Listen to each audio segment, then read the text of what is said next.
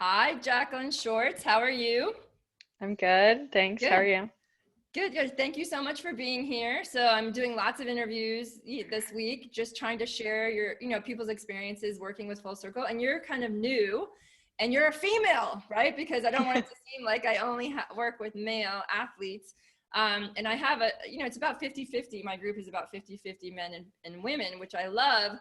But you were the only one available today, so I want to take advantage of you being here. And why don't you introduce yourself a little bit more and tell us a little bit about your experience as a triathlete. I heard today is an anniversary or something like that, right?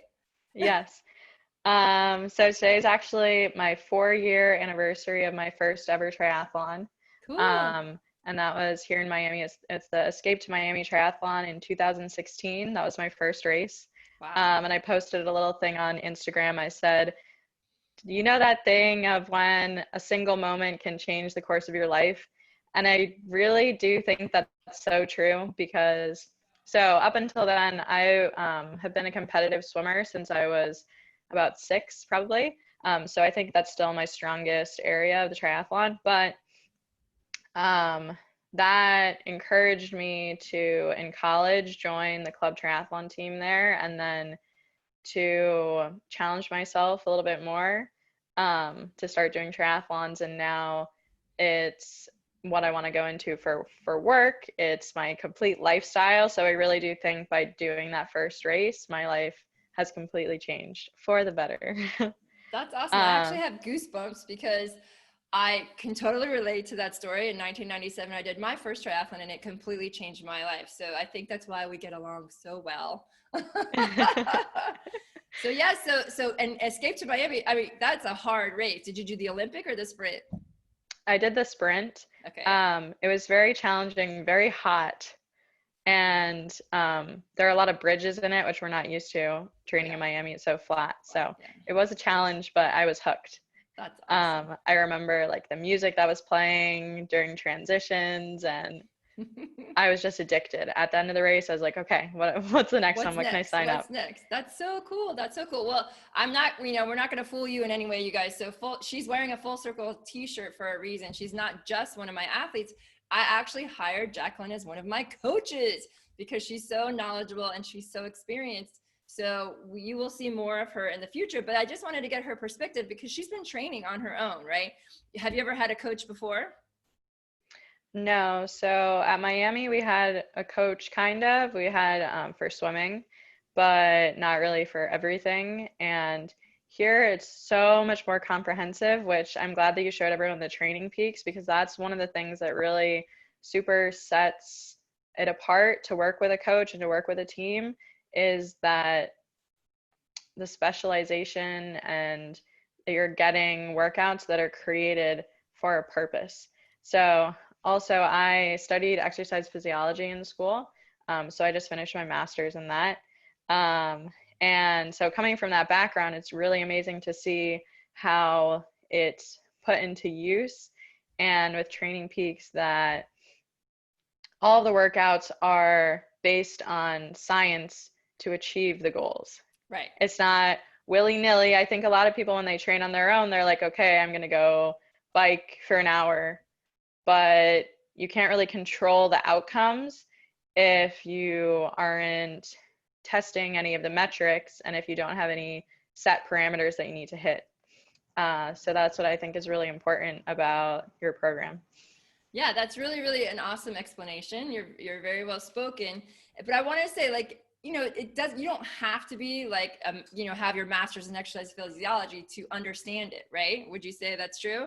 It's pretty simple, but Right. the awareness is brought to you about what you're measuring, and you're giving energy to just paying attention to the numbers, that's when the shift happens, right? You've only been training, you're in the group program. Like, I'm not even doing like a custom plan for you, right? Right. And let's, just talk about some of the training programs you've seen and the workouts you've done and how they have affected the outcome. Because we've already done some testing, right? And you just ran your fastest mile ever since you were little, Yes. right? Uh-huh. That's awesome. So talk a little bit about that you don't have to be, it's not so scientific that you don't understand it, right? Right. So for example, yesterday we were talking about the testing and power zones for the bike. So right when kind of like lockdown started in March, I set up my bike with my new power meter, but I didn't really use it properly. So I had it set up and it was counting my power for my rides, but I would really just check in at the end and say, okay, my average power for 2 hours was whatever, 115, 120. Right. So then the next ride, my average power increased to 125. But with stoplights and everything else during a ride, that's not really measuring anything useful. So I did my power test last weekend and figured out that I never push that hard, number one. I never get to really high zones of power. Mm-hmm. But once you're able to have those numbers, your threshold power, and set up your zones, then you really just have a number that you need to hit for whatever your specific goal is. So then yesterday morning, we were on the bike and we had a workout that we had to hit our zone 5 power, and zone 5 is what your average would be for like a sprint distance triathlon. So a pretty hard effort. And I knew that I needed to hit 200 watts. And so every 30-second interval, I needed to hit 200 to make sure I was getting the proper benefit from the intended workout. Yeah, so if I was lower, yeah, you're training your VO2 max. That's a VO2 max workout. So you're training your VO2 max energy system by hitting those intervals at that watts, right? And what happened? Yeah. I did well. So for most of them, I was able to hit that 200 for the intervals. I did notice that we did 4 sets. So in the third set, I wasn't quite hitting them. But then with the feedback from my watch, the live time feedback, I was able to refocus and be able to hit those numbers for the last set. Yeah, isn't that incredible? And if you didn't have those numbers to look at, and it's just a number, it's not really, you're not changing anything except paying attention to the number and knowing you need to hit 200. And when you refocus and apply the concentration and the force for 30 seconds, you're able to do it. And if you didn't have that information real time, you know, you're just winging the training. It's just, you're not being as effective as you could. And we're all busy, right?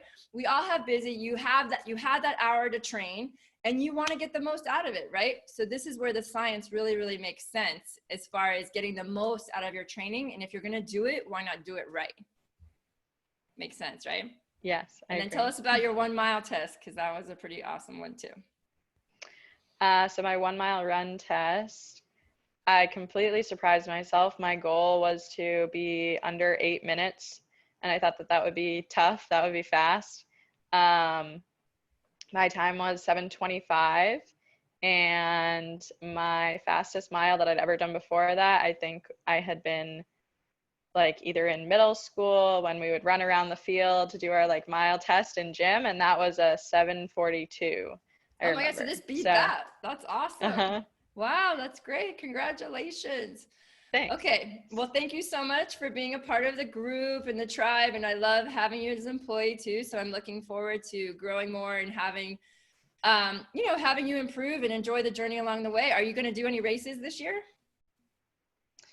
I don't know about this year, maybe. I'm hoping to do by the end of the year, if not a race, then do the distance of an Olympic. There was a race that I was supposed to go to, but might not make it there. So to do an Olympic. And what are some of your big goals? Like, what's a big goal? I think you're frozen on me. You're frozen. Wait, I didn't hear that last part. Say it again. So I just said I either want to do a mock or a real Olympic by the end of the year. Okay, cool. And then you said my big goals. My next big goal is to do a half Ironman distance. Definitely my biggest limiter is the run and confidence. So that's what helped me. Also, the mile test gave me the confidence, like, oh, I can actually run. Yes, definitely. So I think that I have run a half marathon before, but I'm a little nervous to do it after biking. Right. But that is my next big goal. Okay, awesome. Well, 2021, here you come. You're going to become a half Ironman. Yes. All right. Thanks, Jacquelyn. Thanks for sharing with us. Loved hearing your story. Thanks. Okay, take care. So let's see how we go back. There we go. Thanks. Okay, you guys, I hope you enjoyed that. So we were a little bit longer today, but today's our last day. So sad. But I really enjoyed this. This was super fun for me. And I would love to more. Like I said, sorry about I dropped the phone, lots of technical difficulties. I don't know if you guys can hear me, but I hope so. And again, I hope to be doing more live coaching in the Triathlon Obsessed Facebook group. And if you have any questions, oh yeah, this morning we had a follow along strength training because it was raining outside. And we do a lot of virtual training classes when we can't get outside. But honestly, the weather down here is pretty awesome. So as much as possible, we are outside training, and then, you know, being a part of that is awesome experience. So I hope you guys enjoyed this week. I truly did. Thank you so much for participating and hanging out. I hope you guys that won your raffle prizes enjoy them, and they're on their way to you.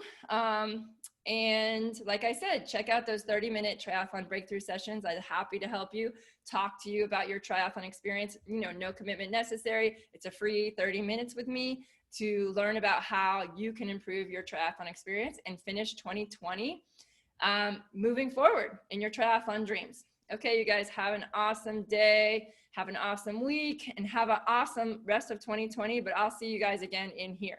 Take care.